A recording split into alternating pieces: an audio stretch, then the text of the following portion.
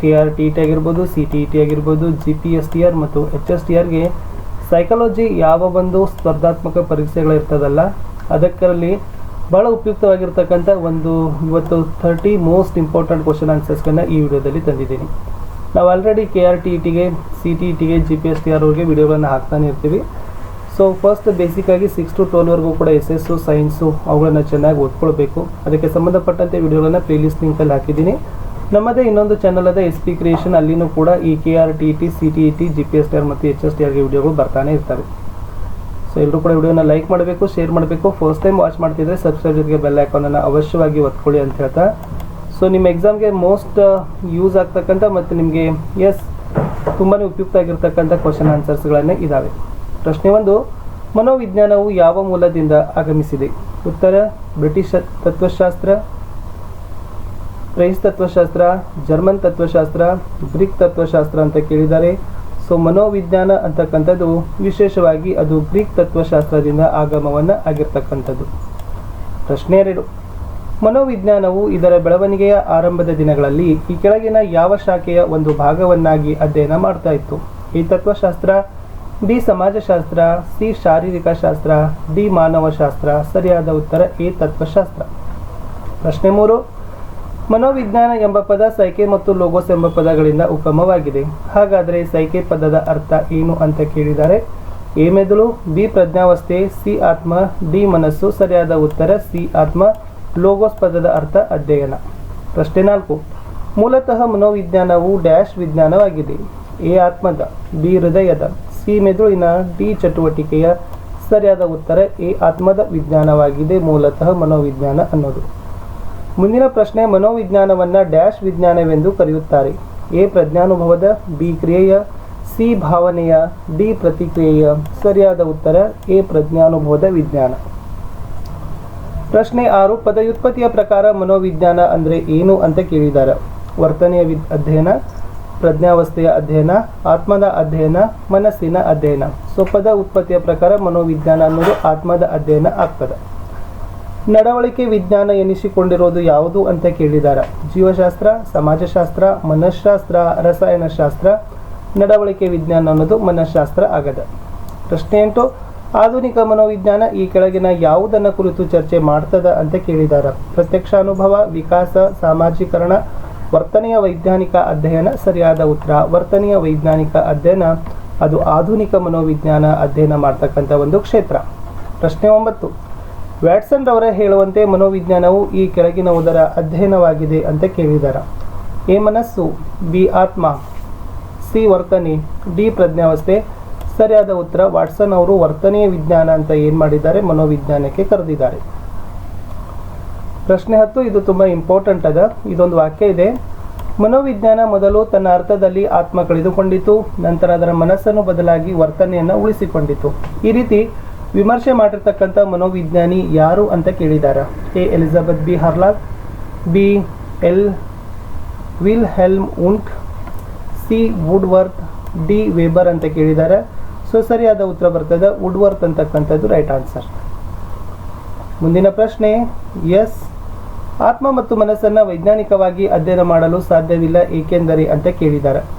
ಅವು ಕಲ್ಪನಾ ಸ್ವರೂಪ, ಅವು ಅಮೂರ್ತ ಸ್ವರೂಪ, ಅವು ಮೂರ್ತ ಸ್ವರೂಪ, ಅವು ಊಹಾತ್ಮಕ ಸ್ವರೂಪ. ಸರಿಯಾದ ಉತ್ತರ ಅವು ಅಮೂರ್ತ ಸ್ವರೂಪ ಆಗಿರ್ತವೆ ಆತ್ಮ ಮತ್ತು ಮನಸ್ಸು. ಸೊ ಅದಕ್ಕಾಗಿ ಅದನ್ನು ವೈಜ್ಞಾನಿಕವಾಗಿ ಅಧ್ಯಯನ ಮಾಡಲಿಕ್ಕೆ ಸಾಧ್ಯ ಇಲ್ಲ. ಪ್ರಶ್ನೆ 12, ಮನೋವಿಜ್ಞಾನ ವ್ಯಾಖ್ಯೆಯಲ್ಲಿ ವರ್ತನೆ ಎಂಬ ಪದ ಈ ಕೆಳಗಿನ ಯಾವ ಪದಗಳನ್ನು ಬಳಸಲಾಗಿದೆ? ಎ ಮನಸ್ಸು, ಆಲೋಚನೆಗಳು ಮತ್ತು ಭಾವನೆಗಳು, ಬಿ ವ್ಯಕ್ತಿಯ ಚಟುವಟಿಕೆ, ಸಿ ಮಾನಸಿಕ ಪ್ರಕ್ರಿಯೆ, ಡಿ ವ್ಯಕ್ತಿಯ ಭಾವನೆಗಳು, ಮನೋಧೋರಣೆಗಳು, ಆಲೋಚನೆಗಳು ಮತ್ತು ಇತರೆ ಮಾನಸಿಕ ಪ್ರಕ್ರಿಯೆಗಳು ಅಂತಕ್ಕಂಥದ್ದು. ಆಪ್ಷನ್ ಡಿ ಇದೆಯಲ್ಲ, ಅದು ವರ್ತನೆ ಅಂತಕ್ಕಂಥ ಪದ ಮನೋವಿಜ್ಞಾನದ ವ್ಯಾಖ್ಯೆಯಲ್ಲಿ ಸೂಚಿಸ್ತದೆ. 13, ಮನೋವಿಜ್ಞಾನ ಒಂದು ವಿಜ್ಞಾನವಾಗಿ ಈ ಕೆಳಕಂಡ ಯಾವುದನ್ನು ಒಳಗೊಳ್ಳುತ್ತದೆ ಅಂತ ಕೇಳಿದ್ದಾರೆ. ಸಿದ್ಧಾಂತ, ಪ್ರಯೋಗಗಳು ಮತ್ತು ವೀಕ್ಷಣೆ, ಪ್ರಯೋಗಗಳು ಮತ್ತು ಅಳತೆ, ಪ್ರಯೋಗಗಳು, ವೀಕ್ಷಣೆ ಮತ್ತು ಅಳತೆ. ಸರಿಯಾದ ಉತ್ತರ ಆಪ್ಷನ್ ಡಿ ಪ್ರಯೋಗಗಳು, ವೀಕ್ಷಣೆ ಮತ್ತು ಅಳತೆ. 14, ಈ ಕೆಳಗಿನ ಯಾವ ಜ್ಞಾನದ ಶಾಖೆಯಲ್ಲಿ ಮಾನವರ ಮತ್ತು ಪ್ರಾಣಿಗಳ ವರ್ತನೆಯನ್ನು ಅಧ್ಯಯನ ಮಾಡಲಿಕ್ಕೆ ಬರೋದಿಲ್ಲ? ಮನೋವಿಜ್ಞಾನ, ಮಾನವಶಾಸ್ತ್ರ, ಭಾಷಾಶಾಸ್ತ್ರ, ಸಮಾಜಶಾಸ್ತ್ರ. ಸರಿಯಾದ ಉತ್ತರ ಭಾಷಾಶಾಸ್ತ್ರದಲ್ಲಿ ಅಧ್ಯಯನ ಮಾಡಲಿಕ್ಕೆ ಬರೋದಿಲ್ಲ. ಮುಂದಿನ ಪ್ರಶ್ನೆ ಇದೆ, ಮನೋವಿಜ್ಞಾನ ಈ ಕೆಳಕಂಡ ಕ್ಷೇತ್ರಗಳಿಗೆ ಅನ್ವಯಿಸಲಾಗುತ್ತಿದೆ ಅಂತ ಕೇಳಿದ್ದಾರೆ. ಕ್ಷೇತ್ರ ಇದಾವೆ, ರಕ್ಷಣಾ ಸೇವೆಗಳಿದೆ, ಜಾಹೀರಾತುಗಳಿದಾವೆ, ಸಲಹಾ ನೀಡಿಕೆ ಇದೆ, ಶಸ್ತ್ರಚಿಕಿತ್ಸೆ ಇದೆ. ಕೆಳಕಂಡಂತೆ ಸಂಕೇತಗಳಿಂದ ಆಯ್ಕೆ ಮಾಡಬೇಕಾಗದ. ಎ 1ನೇ ಕ್ಷೇತ್ರ ಮಾತ್ರ, ಬಿ 3ನೇ ಕ್ಷೇತ್ರ, ಸಿ 1, 2 ಮತ್ತು 3ನೇ ಕ್ಷೇತ್ರ, ಡಿ 2 ಮತ್ತು 3ನೇ ಕ್ಷೇತ್ರ. ಸರಿಯಾದ ಉತ್ತರ 1, 2 ಮತ್ತು 3ನೇ ಕ್ಷೇತ್ರ. ಅಂದರೆ ಶಸ್ತ್ರಚಿಕಿತ್ಸೆ ಅನ್ನೋದನ್ನು ಬಿಟ್ಟು ಅದು ರಕ್ಷಣೆ, ಜಾಹೀರಾತು ಮತ್ತು ಸಲಹಾ ನೀಡುವಿಕೆಯಲ್ಲಿ ಮನೋವಿಜ್ಞಾನ ಅನ್ವಯ ಆಗ್ತದೆ. ಮುಂದಿನ ಪ್ರಶ್ನೆ 16, ಮನೋವಿಜ್ಞಾನದ ಮೊದಲ ಪಂಥಶಾಲೆ ಯಾವುದು ಅಂತ ಕೇಳಿದ್ದಾರೆ. ಮನೋವಿಶ್ಲೇಷಣಾ ಪಂಥ, ವರ್ತನಾ ಪಂಥ, ಕಾರ್ಯಾತ್ಮಕ ಪಂಥ ಮತ್ತು ರಚನಾ ಪಂಥ. ಸರಿಯಾದ ಉತ್ತರ ರಚನಾ ಪಂಥ. ಪ್ರಶ್ನೆ 17, ಮನೋವಿಜ್ಞಾನದ ಈ ಕೆಳಗಿನ ಯಾವ ಶಾಖೆ ಮಾನಸಿಕ ತೊಂದರೆಗಳ ಕಾರಣಗಳನ್ನು ಪತ್ತೆ ಹಚ್ಚುವ ಬಗ್ಗೆ ಚರ್ಚಿಸುತ್ತದೆ. ಸಲಹಾ ಮನೋವಿಜ್ಞಾನ, ಶೈಕ್ಷಣಿಕ ಮನೋವಿಜ್ಞಾನ, ಸಾಮಾನ್ಯ ಮನೋವಿಜ್ಞಾನ, ಚಿಕಿತ್ಸಾ ಮನೋವಿಜ್ಞಾನ. ಮಾನಸಿಕ ತೊಂದರೆಗೆ ಕಾರಣವನ್ನು ಪತ್ತೆ ಹಚ್ಚೋದು ಚಿಕಿತ್ಸಾ ಮನೋವಿಜ್ಞಾನ. 18, ಈ ಕೆಳಗಿನ ಯಾವುದು ಶೈಕ್ಷಣಿಕ ಮನೋವಿಜ್ಞಾನದ ಕಾರ್ಯವಲ್ಲ ಅಂತ ಕೇಳಿದ್ದಾರೆ. ಎಸ್, ಶೈಕ್ಷಣಿಕ ಗುರಿ ಸಾಧಿಸಲಿಕ್ಕೆ ಪರಿಣಾಮಕಾರಿ ವಿಧಾನ ಕಂಡುಹಿಡಿಯೋದು, ಶಿಕ್ಷಣದ ಮೂಲಕ ಸಾಧಿಸಬೇಕಾಗಿರೋ ಗುರಿಗಳನ್ನು ನಿರೂಪಿಸೋದು, ಕಲಿಕಾ ಪ್ರಕ್ರಿಯೆ ಅರ್ಥ ಮಾಡಿಕೊಳ್ಳೋದು, ಕಲಿಕಾರ್ಥಿಯ ಬಗ್ಗೆ ಹೆಚ್ಚಿನ ಅರಿವನ್ನು ಮೂಡಿಸಿಕೊಳ್ಳೋದು. ಇಲ್ಲಿ ಶೈಕ್ಷಣಿಕ ಮನೋವಿಜ್ಞಾನದ ಕಾರ್ಯವಲ್ಲ ಅಂತ ಕೇಳಿದ್ದಾರೆ. ಸೊ ಗುರಿಗಳನ್ನು ನಿರೂಪಿಸೋದು ಅದು ಕಾರ್ಯವಲ್ಲ, ಬಟ್ ಅವೆಲ್ಲ ಶೈಕ್ಷಣಿಕ ಮನೋವಿಜ್ಞಾನದ ಕಾರ್ಯಗಳಾಗಿದ್ದಾವೆ, ಎ, ಸಿ ಮತ್ತು ಡಿ. ಮುಂದಿನ ಪ್ರಶ್ನೆ 19, ಶೈಕ್ಷಣಿಕ ಮನೋವಿಜ್ಞಾನ ಅಂತಕ್ಕಂಥದ್ದು ಈ ಕೆಳಗಂಡ ಯಾವುದರ ಶಾಖೆ ಆಗದ. ಅದು ತುಲನಾತ್ಮಕ ಮನೋವಿಜ್ಞಾನ, ಅನ್ವಯಿಕ ಮನೋವಿಜ್ಞಾನ, ಸಾಮಾನ್ಯ ಮನೋವಿಜ್ಞಾನ, ಶುದ್ಧ ಮನೋವಿಜ್ಞಾನ. ಸರಿಯಾದ ಉತ್ತರ ಶೈಕ್ಷಣಿಕ ಮನೋವಿಜ್ಞಾನ ಅಂತಕ್ಕಂಥದ್ದು ಅನ್ವಯಿಕ ಮನೋವಿಜ್ಞಾನದ ಒಂದು ಶಾಖೆ. ಪ್ರಶ್ನೆ 20, ಶೈಕ್ಷಣಿಕ ಮನೋವಿಜ್ಞಾನ ಏನನ್ನ ಅಧ್ಯಯನ ಮಾಡ್ತದ ಅಂತ ಕೇಳಿದಾರ. ಆತ್ಮ, ವರ್ತನೆ, ಮನಸ್ಸು, ಪ್ರಜ್ಞೆ. ಶೈಕ್ಷಣಿಕ ಅಂತ ಬಂದ್ರೆ ಅಲ್ಲಿ ವರ್ತನೆ ಅಂತಕ್ಕಂಥದ್ದು ಬರ್ತದೆ. 21, ಶಿಕ್ಷಣ ಕ್ಷೇತ್ರಕ್ಕೆ ಮನೋವಿಜ್ಞಾನದ ಪ್ರಮುಖ ಕೊಡುಗೆ ಯಾವುದು ಅಂತ ಕೇಳಿದ್ದಾರೆ. ಅದರಲ್ಲಿ ಬೋಧನಾ ಕಲೆಗೆ ವೈಜ್ಞಾನಿಕ ತಳಹದಿಯನ್ನು ಒದಗಿಸ್ತದಲ್ಲ, ಈ ಆಯ್ಕೆ ಅದು ಶಿಕ್ಷಣ ಕ್ಷೇತ್ರಕ್ಕೆ ಮನೋವಿಜ್ಞಾನದ ಒಂದು ಮುಖ್ಯ ಕೊಡುಗೆ ಆಗದ. 22, ಈ ಕೆಳಗಿನವುಗಳಲ್ಲಿ ಶೈಕ್ಷಣಿಕ ಮನೋವಿಜ್ಞಾನಿಗಳು ಪ್ರಾಥಮಿಕವಾಗಿ ಗಮನಹರಿಸಬೇಕಾದದ್ದು ಅಂತ ಕೇಳಿದ್ದಾರೆ. ಅಲ್ಲಿ ಪರಿಣಾಮಕಾರಿಯಾದ ಬೋಧನಾ ವಿಧಾನಗಳನ್ನು ಕಂಡುಹಿಡಿತಕ್ಕಂಥ ಆಯ್ಕೆ ಇದೆ ನೋಡಿ, ಇದು ಸರಿಯಾಗಿರ್ತಕ್ಕಂಥ ಆಯ್ಕೆ ಆಗದ. 23ರಲ್ಲಿ ವ್ಯಕ್ತಿಯಲ್ಲಿ ಉಂಟಾಗ್ತಕ್ಕಂಥ ಸಂವೇದನೆ, ಅನುಭವ, ಅಭಿಪ್ರೇರಣೆ, ಸ್ಮೃತಿ, ಕಲಿಕೆ ಮುಂತಾದವುಗಳ ಕುರಿತು ಅಧ್ಯಯನ ಮಾಡ್ತಕ್ಕಂಥ ಒಂದು ಮನೋವಿಜ್ಞಾನದ ಶಾಖೆ ಯಾವುದು ಅಂತ ಕೇಳಿದ್ದಾರೆ. ಅಲ್ಲಿ ಸಾಮಾನ್ಯ ಮನೋವಿಜ್ಞಾನ ಇದೆಲ್ಲವನ್ನು ಕೂಡ ಏನು ಮಾಡ್ತದಪ್ಪ ಅಂದ್ರೆ ಅಧ್ಯಯನ ಮಾಡ್ತದೆ. ಶೈಕ್ಷಣಿಕ ಮನೋವಿಜ್ಞಾನ ಅನ್ನೋದು ಏನು ಅಂತ ಕೇಳಿದ್ದಾರೆ. ಶೈಕ್ಷಣಿಕ ಮನೋವಿಜ್ಞಾನ ಅಂತಕ್ಕಂಥದ್ದು ಅದು ಮನೋವಿಜ್ಞಾನದ ಒಂದು ಅನ್ವಯಿಕ ಶಾಖೆ ಅಂತಕ್ಕಂಥ ಆಯ್ಕೆ ಸರಿಯಾಗಿದೆ. 25, ಬುದ್ಧಿಶಕ್ತಿಯನ್ನ ಮೂಲತಃ ಈ ಕೆಳಕಂಡ ಯಾವ ಶಾಖೆಯಲ್ಲಿ ಅಧ್ಯಯನವನ್ನ ಮಾಡಲಾಗ್ತಾ ಇತ್ತು ಅಂತ ಕೇಳಿದರೆ. ಮೂಲತಃ ಅಂತ ಕೇಳಿದ್ರೆ ಅದು ಸಾಮಾನ್ಯ ಮನೋವಿಜ್ಞಾನದ ಶಾಖೆ ಅಂತ ಬರ್ತದೆ. 26, ಮನೋವಿಜ್ಞಾನ ಕ್ಷೇತ್ರವನ್ನ ಶಿಕ್ಷಣ ಕ್ಷೇತ್ರಕ್ಕೆ ಅನ್ವಯಿಸಿಕೊಳ್ತಕ್ಕಂಥ ಶಾಖೆ ಯಾವುದು ಅಂತ ಕೇಳಿದರೆ. ಇದು ಶಾಲೆ ಅಲ್ಲ, ಶಾಖೆ ಆಗಬೇಕು. ಸರಿಯಾದ ಉತ್ತರ ಬರ್ತದೆ, ಅದು ಶೈಕ್ಷಣಿಕ ಮನೋವಿಜ್ಞಾನ ಅಂತಕ್ಕಂಥದ್ದು ಸರಿಯಾದ ಉತ್ತರ ಆಗ್ತದೆ.